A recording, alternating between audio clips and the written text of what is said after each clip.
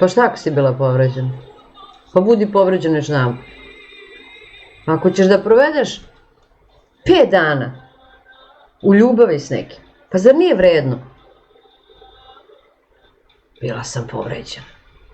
Ako želiš da u sledećoj vezi ne budeš povređena, onda moraš da poradiš na tom delu.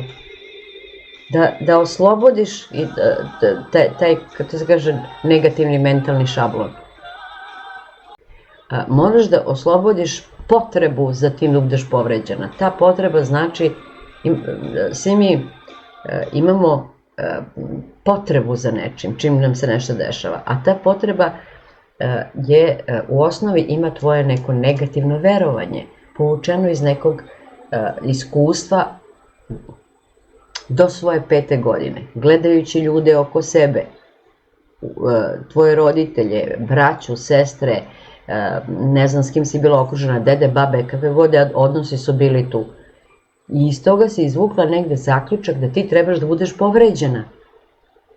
Da ti ne zaslužuješ ništa bolje nego samo da budeš povređena. Sad mora da se, kroz rad na sebi, mora se dođe do toga od koga si naučila, koju tačno, kako da kažem, koju tačno negativnu misao imaš, možda i više njih, i da to promeniš. Možda je tvoja mama živjela u strahu da ne izgubi tvog tatu.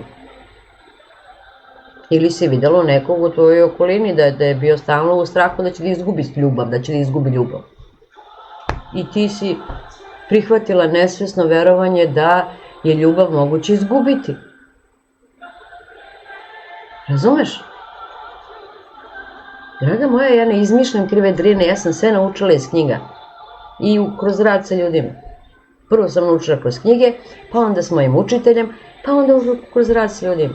Ništa ne izmišljam. Sve što znam ja delim sa vama.